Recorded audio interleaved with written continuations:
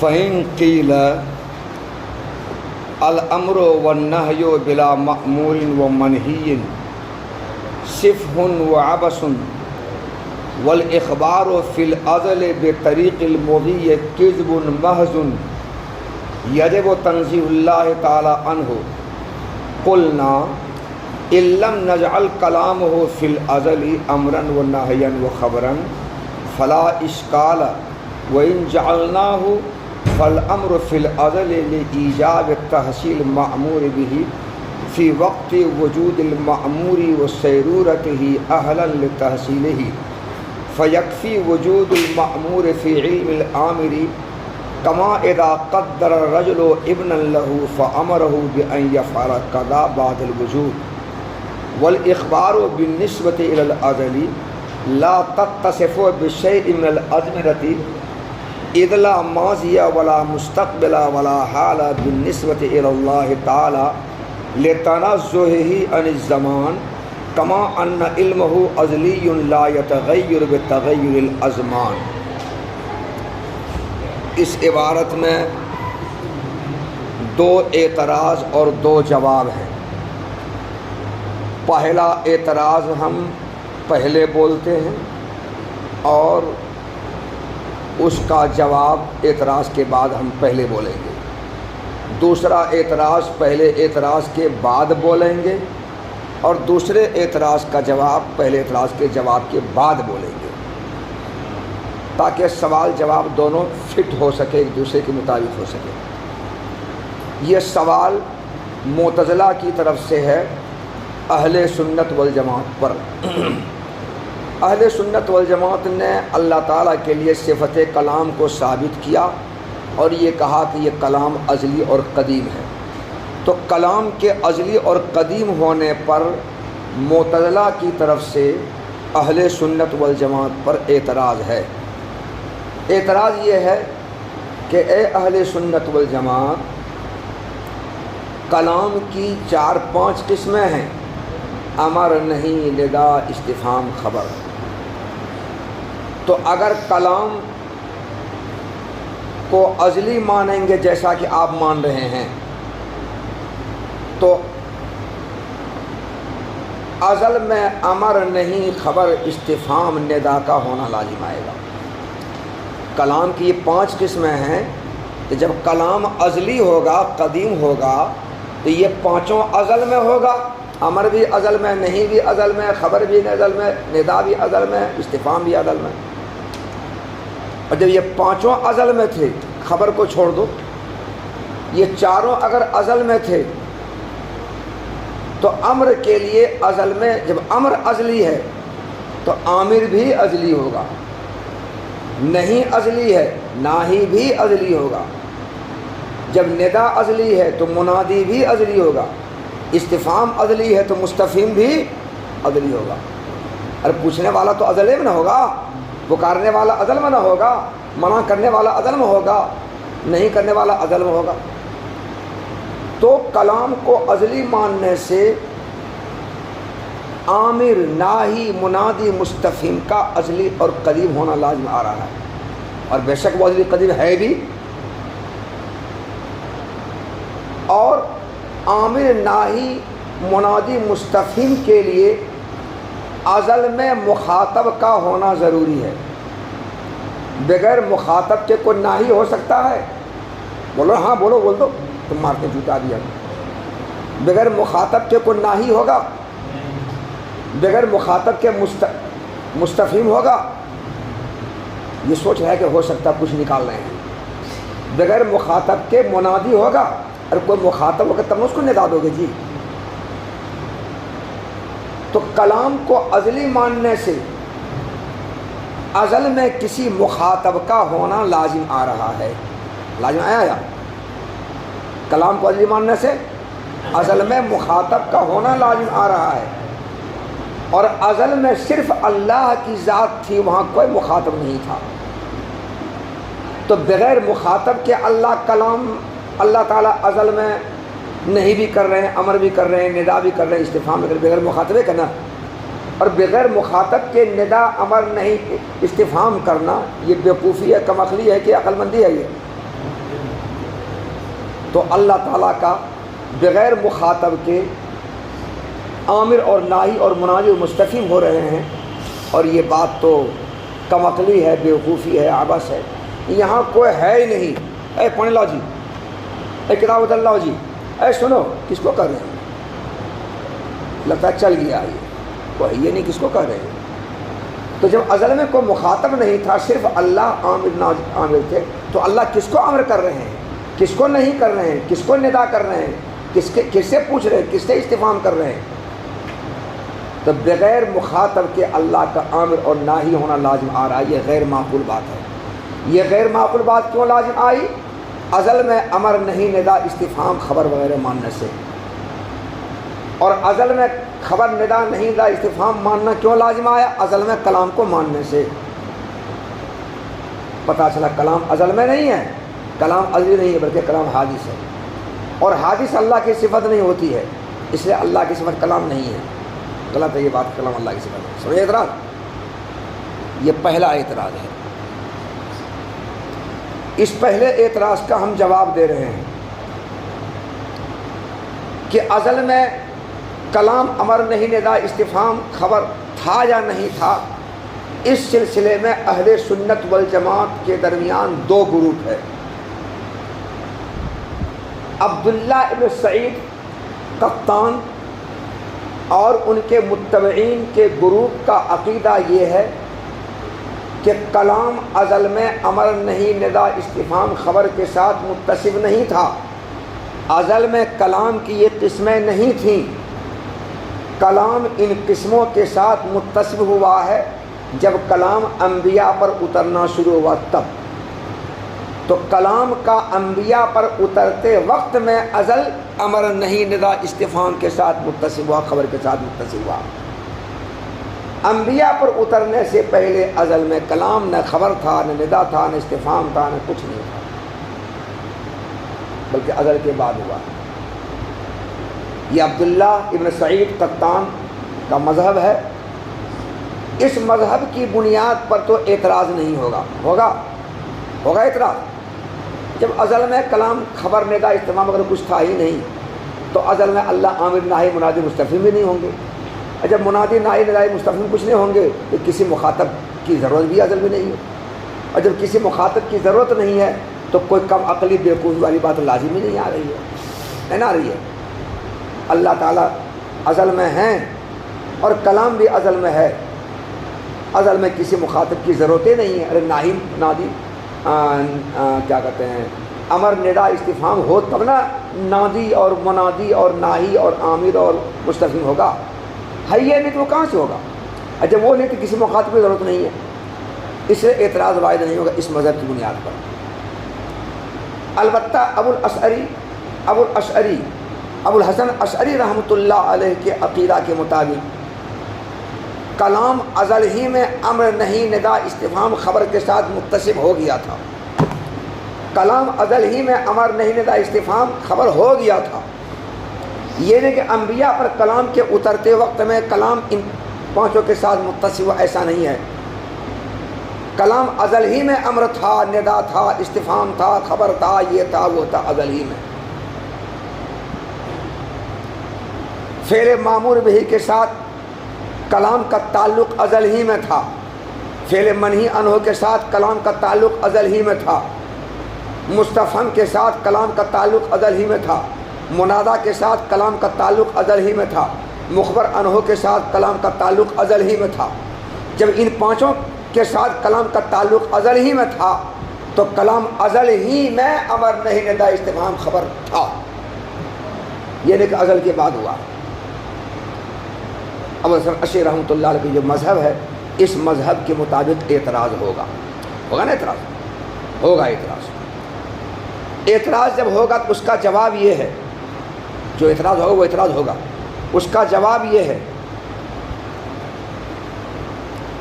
کہ اللہ تعالیٰ ازل میں اللہ تعالیٰ بھی ہے، اور ازل میں اللہ تعالیٰ کا کلام بھی ہے، اور ازل میں اللہ تعالیٰ ناہی منادی مستفہم اور منادی بھی ہیں۔ رہی بات اس کے لیے ازل میں مخاطب کا ہونا ضروری ہے. یہ سوال یہ ہے. رہی بات کہ ازل میں مخاطب کا ہونا ضروری ہے اس کے لیے، تو ہم یہ کہیں گے کہ ازل میں مخاطب کا ہونا ضروری ہے بے شک. امر نہیں ندا استفہام کے لیے بے شک مخاطب کا ہونا ضروری ہے. منادی ناہی آمر مستفہم کے لیے بے شک مخاطب کا ہونا ضروری ہے، مگر یہ ضروری نہیں ہے کہ ازل میں مخاطب ہو. ازل میں مخاطب کا ہونا ضروری نہیں ہے. مخاطب کا خارج میں ہونا، نفس الامر میں ہونا ضروری اس وقت ہوتا ہے جب کہ متکلم کلام لفظی کے ساتھ کلام کرے. کلام لفظی کے ساتھ وہ آمر ناہی منادی مستفہم ہو. کلام لفظی کے ساتھ آمر بھی ہو، ناہی بھی ہو، منادی مستفہم ہو، تب خارج میں مخاطب کا ہونا ضروری ہوگا. لیکن اگر کوئی متکلم کلام نفسی کے ساتھ کلام کرے، کلام نفسی کے ساتھ خطاب نفسی کرے، تو اس کے لیے خارج میں مخاطب کا ہونا ضروری نہیں ہے. اور اللہ تعالیٰ جو کلام کرتے ہیں وہ کلام لفظی کے ساتھ کلام کرتے ہیں، کلام نفسی کے ساتھ کلام کرتے ہیں، کلام نفسی کے ساتھ. تو اللہ کا کلام کلام نفسی ہوتا ہے، کلام نفسی کے ساتھ وہ کلام کرتے ہیں، اس لیے اللہ کا خطاب خطاب نفسی ہوگا. اللہ خطاب نفسی ہوگا. اور کلام نفسی اور خطاب نفسی کے لیے مخاطب کا خارج میں ہونا ضروری نہیں ہے. مخاطب کا خارج میں ہونا ضروری ہے کلام لفظی کے لیے، خطاب لفظی کے لیے. جب کوئی لفظاً خطاب کرے اور لفظ کے ساتھ کلام کرے اور وہ امر اور نہیں ندا استفہام کرے کسی کو، وہاں خارج میں نفس مخاطب کا ہونا ضروری ہے. لیکن اگر کوئی اپنے دل میں خطاب کرے، دل میں کلام کرے، دل میں حکم کرے، ندا کا استفہام کرے، تم کو یہ سبق نہیں پڑھنا، تم کو یہ نہیں کرنا، دل میں اگر کرے تو اس کے لیے خارج میں مخاطب کو ہونا ضروری نہیں ہے. اللہ تعالیٰ جو کلام کرتے ہیں وہ کلام نفسی کرتے ہیں، خطاب نفسی کرتے ہیں. کلام نفسی کرتے ہیں، خطاب نفسی کرتے ہیں، کلام لفظی نہیں کرتے ہیں. تو بے شک مخاطب کا خارج میں ہونا ضروری ہے، آمر ناہی منادی مستفہم کے لیے ضروری ہے. لیکن خارج میں ضروری ہے مخاطب کا ہونا کلام لفظی کے لیے، کلام نفسی کے لیے نہیں. اور اللہ کلام نفسی کے ساتھ خطاب کرتے، کلام لفظی کے ساتھ نہیں، اس لیے خارج میں وہاں مخاطب ہونا ضروری نہیں ہے.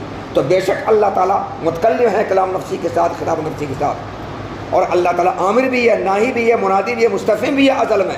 اور ازل میں امر نہیں کا استعمال سب کچھ ہے، مگر خارج میں مخاطب کو ہونا ضروری اس لیے نہیں ہے کہ اللہ جو عامر ہے، ناہی ہے، منادی ہے، مستفہم ہے، اور اس سے ندا استفہام امر کرنے کے لیے خارج مخاطب ہونا ضروری نہیں ہے. جیسے سعد اپنے دل میں اندر تصور کرے کہ ہم کو بیٹا ہوگا، اور جب بیٹا ہوگا تو اس کو پڑھائیں گے، نہیں پڑھے گا تو بڑی پیٹیں گے.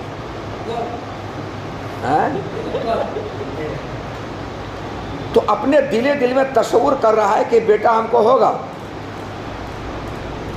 اور ہونے کے بعد ہم اس کو کہیں گے پانی لاؤ، کپڑا میرا دھو، میرے سر میں تیل لگاؤ.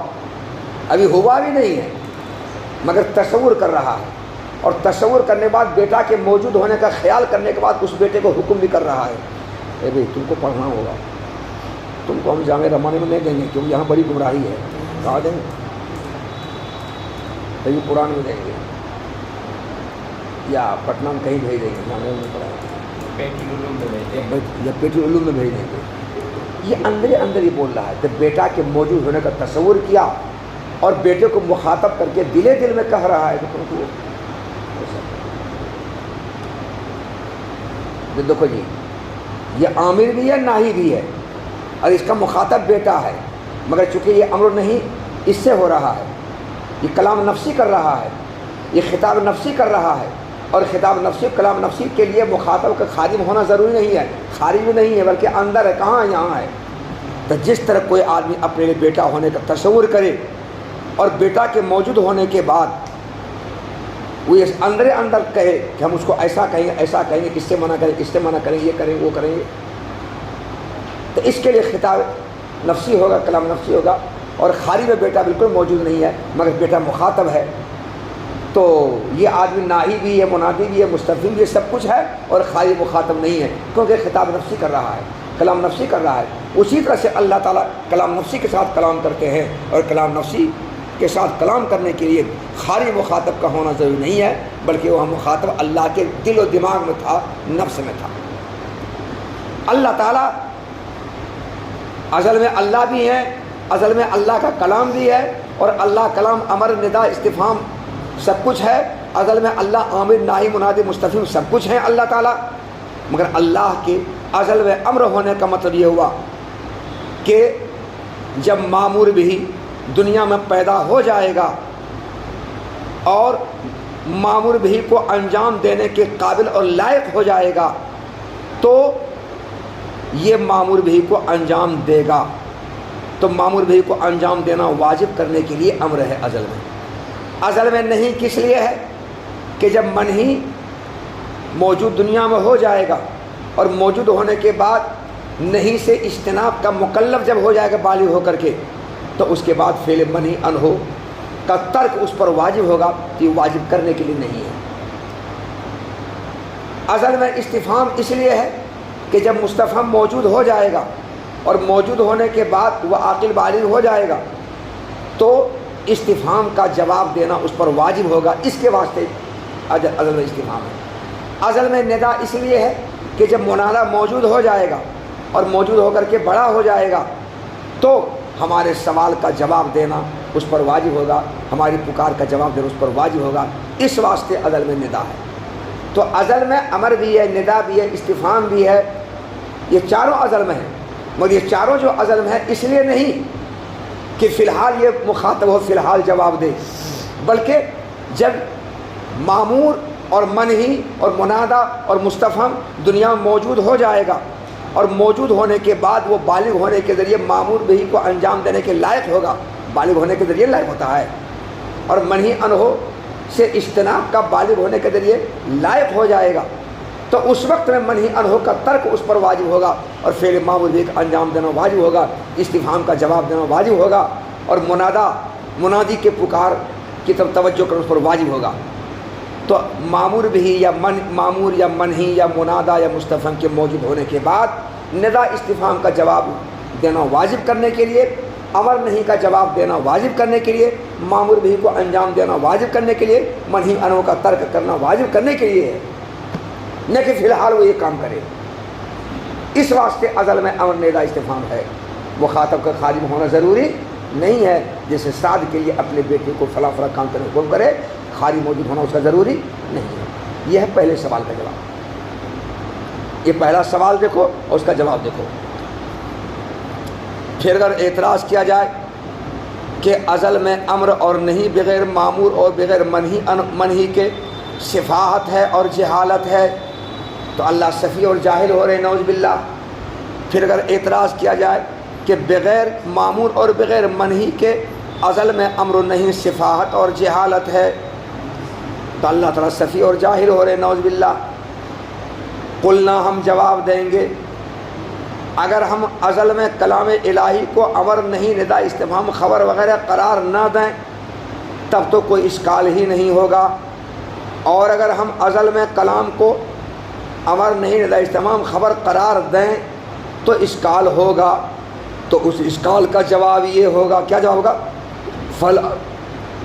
فالامر فی الازل، وہی جاننا ہو، اور اگر ازل میں ہم کلام کو امر نہیں ندا استفہام خبر وغیرہ قرار دیں تو ازل میں امر مامور کے موجود ہونے کے وقت میں اور بالغ ہونے کے ذریعے مامور بھی کو انجام دینے کے لائق ہونے کے وقت میں مامور بھی کو انجام دینا واجب کرنے کے لیے ہے، اس واسطے ہے ازل میں امر۔ ازل میں امر کس لیے ہے؟ مامور بھی کو انجام دینا واجب کرنے کے لیے ہے۔ مامور بھی کو انجام دینا واجب کب ہوگا؟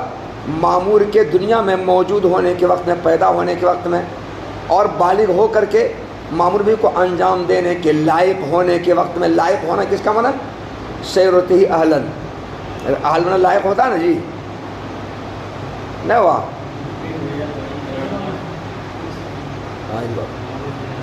اور اگر ہم ازل میں کلام کو امر نہیں ندى استفہام قرار دیں تو ازل میں امر مامور بھی کو انجام دینا واجب کرنے کے لیے ہوگا. مامور بھی کو انجام دینا واجب کب ہوگا ازل میں؟ مامور بھی کے دنیا میں موجود ہونے کے وقت میں. کیا موجود ہو جائے گا تو اسی وقت میں واجب ہو جائے گا؟ نہیں نہیں، ابھی بالغ ہوگا تب نا. اور بلوغ کے ذریعے مامور بھی کو انجام دینے کے قابل اور لائق ہونے کے وقت میں. اسی طرح سے ازل میں نہیں کس لیے ہوگا؟ فعل منہی عنہ کا ترک واجب کرنے کے لیے ہوگا. مگر فعل منہی عنہ کا ترک واجب کب ہوگا؟ جب وہ منہی دنیا میں موجود ہو جائے گا تب، اور بالغ ہونے کے ذریعے اس کے ترک کے لائق اور قابل ہونے کے وقت تبھی نا. ابھی چھوٹا بچہ ہے تو اس پر ترک اور بچنا کہاں سے لازم اس پر ہوگا؟ ارے چھوٹا بچہ ہے تو کچھ بھی کر سکتا ہے، ابھی وہ غیر معصوم ہے، وہ ابھی مرفوع القلم ہے، وہ پیشابوں کر سکتا ہے، وہ پانی بھی نہیں ہولے گا، وہ چوریوں کر سکتا ہے، وہ غلط کاموں کر سکتا ہے، سب کچھ کر سکتا ہے، وہ معصوم ہے. وہ بھارت سرکار کے 18 سال سے پہلے معصوم میں رہتا ہے، 14 15 16 17 سال میں ریپ کرتا رہتا ہے. کیا بچہ ہے چھوٹا. کس کی ازل کی تعریف کیا ہے؟ ازل کی تعریف سے پہلے گزر چکی ہے، سبق میں تو نہیں تھے. ازل نام ہے، نہیں ہم نے بولے یہ فارغ ہے.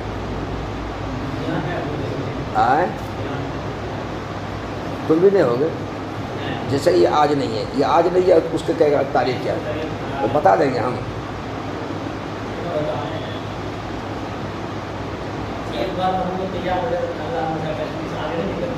کشمیر سے ازل نام ہے کسی کام کے وجود کی کسی کام کے وجود کی ابتدا نہ ہونے کا نام ازل ہے، اور انتہا نہ ہونے کا نام ابد ہے. کسی کام کے وجود کی ابتدا نہ ہونے کا نام ازل ہے، اور انتہا نہ ہونے کا نام ابد ہے. دونوں کے مجموعے کا نام سرمدیت ہے. پہلے ترجمہ تو نہیں کس لیے ہے ازل میں؟ اس لیے. امر اس لیے ہے. منادا کس لیے ہے؟ منادا اس لیے ہے کہ منادی جب ندا اس لیے ہے ازل میں کہ جب منادا دنیا میں موجود ہو جائے گا اور بڑا ہو جائے گا، سننے کے لائق ہو جائے گا، تو ندا کا جواب دینا اس پر واجب ہوگا. اس واسطے ازل میں ندا ہے. استفہام ازل میں کس لیے ہے کہ جب مستفہم دنیا میں موجود ہو جائے گا، پیدا ہو جائے گا اور سوال جواب کرنے کے لائق ہو جائے گا، تو اس وقت میں استفہام کا جواب دینا اس پر واجب ہوگا. اس لیے ہے استفہام ازل میں. اور انہوں نے ایک کو امر کے بارے میں بتایا تھا، باقی قیاس کر کے سب کے بارے میں نکال سکتے ہیں کہ استفہام کس لیے ہے، ازل کس لیے، ندا کس لیے. ہو جائے کہاں سے گئی سب کچھ. فیکفی وجود المامور فی علم العامر. پس مامور مخاطب کا یا منہی مخاطب کا یا مستفہم منادہ مخاطب کا خارج میں موجود ہونا ضروری نہیں ہے، بلکہ عامر کے علم میں، اس کے ذہن میں موجود ہونا کافی ہے. کہاں ہونا کافی ہے؟ پس مامور مخاطب، منہی مخاطب، مستفہم مخاطب، منادہ مخاطب، یہ سب ترجمہ ہو رہا ہے مامور سے. اور مامور سے مامور مخاطب، پس مامور مخاطب، منہی مخاطب، منادہ مخاطب، مستفہم مخاطب کا عامر کے علم میں، عامر کے ذہن، دل و دماغ میں موجود ہونا کافی ہے. خارج میں موجود ہونا ضروری نہیں ہے. خارج موجود ہونا ضروری کہاں ہوتا ہے؟ جبکہ کلام لفظی کے ساتھ کلام کرے تب. اللہ کلام اس کے کلام نہیں کرتے ہیں. جیسا کہ جب کوئی شخص سعد جیسا اپنے لیے بیٹا ہونے کا تصور کرے، قدر اور تصور کرے، پھر اپنے بیٹا کے موجود ہونے کے بعد اس کو حکم کرے کہ کمبخت بیٹا پیدا ہو جائے گا تو ایسا ایسا وہ کرے گا، پڑھے گا بھی، حافظ بھی ہوگا، قاری بھی ہوگا،